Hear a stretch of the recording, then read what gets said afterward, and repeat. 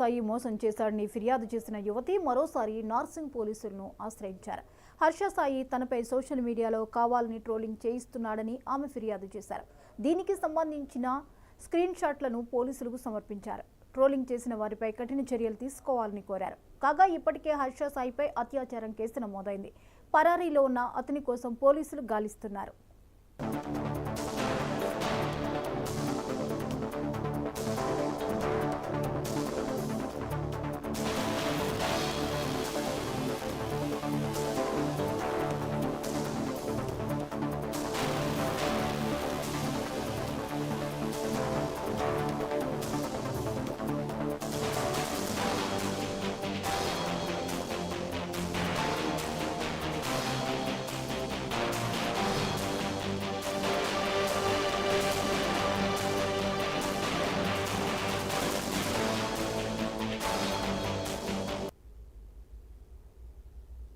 Tirumala